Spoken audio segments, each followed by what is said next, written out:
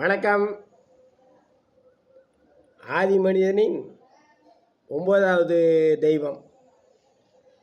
ஏற்கனவே 8 தெய்வங்கள் சொல்லியிருக்கேன். இது ஆதி மனிதன் வணங்கிய 9வது தெய்வம். 9வது தெய்வம் யார்? அப்பா. தந்தை, தந்தைக்கு தந்தை, தந்தைக்கு தந்தைக்கு தந்தை, அதாவது இறைவன் வரைக்கும் போகும் அப்படியே. அதனால் தந்தை சொல் மிக்க மந்திரம் இல்லை, தாயின் சிறந்த கோவிலும் இல்லை, தந்தை சொல் மிக்க மந்திரம் இல்லை. அதனால தான் சொல்லியிருக்காங்க தந்தை சொல் மிக்க மந்திரம் இல்லை. தந்தை மட்டும் இல்லை, குருவும் அவர் தான். அப்போல்லாம் ஆசிரியர் கிடையாது. ஆதி மனிதனுக்கு ஏது ஆசிரியர்? தந்தை தந்தை தான் குழந்தை பிறந்தோன்னா அதுலேருந்து 2 பேரை வளர்த்து அதுக்கப்புறம் வேட்டையாடுறதெல்லாம் கற்றுக் கொடுத்து, வேட்டையாடுறது பழக்க வழக்கங்கள் எல்லாம் கற்றுக் கொடுத்து அவனை ஒருமனப்படுத்துறது. 2வது அம்மாவை வணங்கு. அம்மாவை வணங்க சொன்னது யார்? தந்தை. அம்மா இறந்ததுக்கப்புறம் அம்மாவை வணங்குன்னு சொன்னது முதல்ல. அது சொன்னதே அவர் தான், தந்தை தான். தந்தைக்கு சிறப்பு என்னென்னா, சிறு குழந்தையிலேருந்து அவங்கள பராமரித்து வளர்க்குறதுக்கு பொறுப்புணர்வு வந்ததே அப்போ தான். தந்தை தான் குழந்தை செல்வம்னு ஒன்று இருக்குது. அந்த செல்வம் தான் ஆதி மனிதனுக்கு தெய்வம். அவன் அந்த குழந்தை வளர்ந்ததுக்கப்புறம் தான் அவனுக்கு ஒரு நல்ல எண்ணங்கள் வீடுகள் கட்டுற அளவுக்கு. அதாவது குழந்தை பிறந்ததுக்கப்புறம் தான் நம்ம தங்குறதுக்கு வீடுன்னு வேணும். மரத்தடியில் தங்கினவன் அதுக்கடுத்து வீடு வேணும்னு ஆசைப்பட்டான். வீடுனா எப்படி? அந்த காலத்தில் நைட்டில் இரவில் நெருப்பை உண்டாக்கி கொளுத்திட்டு தான் பாதுகாப்புக்கு முழிச்சிருப்பாங்க. தந்தை தான் முழிச்சிருப்பார். பாதுகாப்பு அவர்கிட்ட, குழந்தைகள் பாதுகாப்பு, பக்கத்தில் எதுவும் வராமல் பார்த்துக்கிறது. கூட்டமாகத்தான் வாழ்வாங்க. இப்போ அதுவே மறந்து போச்சு. இப்போ அப்பாவோட அம்மாவோட அப்படி இருக்காங்க. காலம் மாறி போச்சு. பெற்றோர்களே தனித்தனியாக இருந்தது போக இப்போ அம்மா அப்பாவே தனித்தனியாக இருக்கிறவங்களாம் ஆகிட்டாங்க. அப்போ அப்படி இல்லை, கூட்டமாக இருப்பாங்க. தாத்தா பாட்டி வரைக்கும் எல்லாம் ஒன்றா இருப்பாங்க. அந்த மாதிரி தான் அந்த ஒரு குடும்பம், அந்த ஒரு குடும்பம் அங்கே இருக்கும். மாற்றி மாற்றி முழிச்சிருப்பாங்க.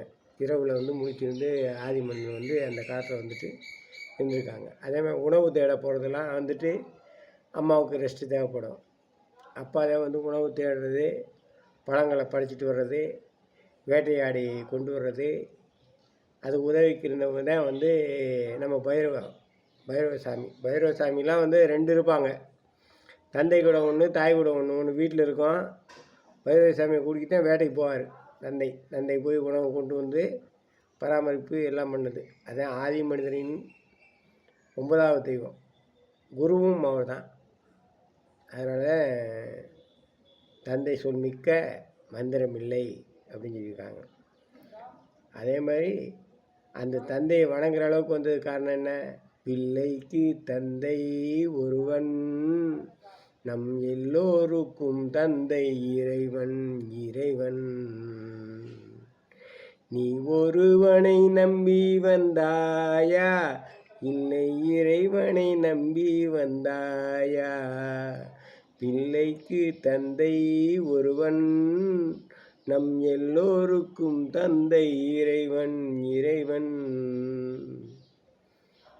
நம்ம தந்தை. அதுக்கப்புறம் எல்லோருக்கும் தந்தை இறைவன்.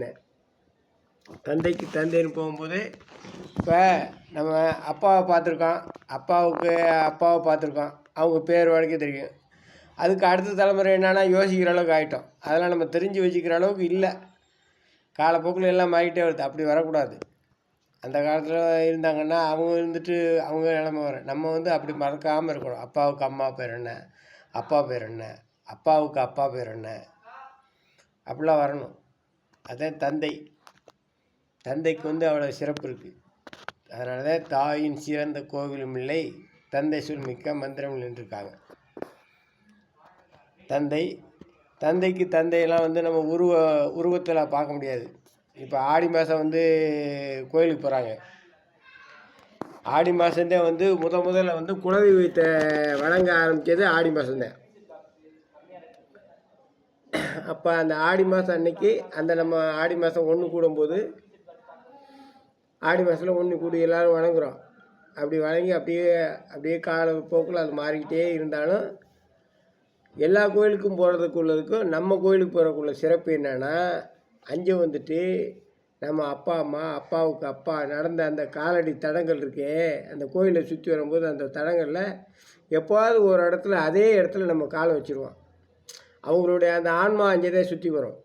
அப்போ அந்த ஆன்மா அந்த அந்த காலடியில் வந்து நம்ம கால் பட்டவுடனே அதுக்கு அந்த உணர்வு ஏற்படும். அதை வந்து நமக்கு நல்ல எண்ணங்களையும் நம்ம வாழ்க்கையில் வந்து முன்னேற்றத்தையும் தர்றது அதை. அதுக்கு தான் வந்து குலதெய்வம் கோயிலுக்குன்னு ஏன் போகணுன்னு சொல்கிறாங்க. நம்ம இப்போ இருக்க வரைக்கும் நம்ம பார்க்குறோம், அப்பாவை பார்க்குறோம், பெரியப்பா பார்க்குறோம், சித்தப்பா பார்க்குறோம். சரி, அவங்களுக்கு காலத்துக்கு அப்புறம் எப்படி பார்க்குறது? குலதெய்வம் கோயிலுக்கு போய் குலதெய்வத்தை அந்த கோயிலை சுற்றி வந்தோம்னா அதே கோயிலத்தை அவரும் சுற்றி வந்திருப்பார்.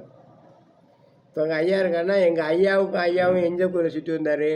குலதெய்வம்னு வைக்க சொல்கிறாங்க. அந்த குலதெய்வத்தை தான் அப்படி சுற்றி வந்திருப்பார். அப்படி சுற்றி வரப்போது அந்த காலடிகள் வந்து கரெக்டாக அந்த இடத்துல காலடியை நம்ம மிதிப்போம். நம்ம மனசு அவர் நினச்சது மாதிரி நம்ம மனசு நினைக்கும். அந்த சிந்தனை வழிபாடுகள் எல்லாம் ஒன்று அமையும் போது தான் அது வந்து ஒரு உறுதுணையாக இருக்கும். அதுதான் வந்துட்டு இந்த ஆடி மாதத்தில் முதல்ல வணங்க ஆரம்பித்து இன்ன வரைக்கும் வந்து ஆடி அமாவாசையை சிறப்பாக கொண்டாடுவாங்கன்னா அது காரணம் அது. அதே மாதிரி ஆடி அமாவாசைங்கிறது எப்படி வந்துச்சு? அமாவாசைன்னா அமாவாசைன்ட்டு இருக்குது. அது வந்து அதை தனியாக பிரிங்க ரெண்டா. அம்மாவின் ஆசை யார்? அப்பா. அம்மாவின் ஆசை அப்பா.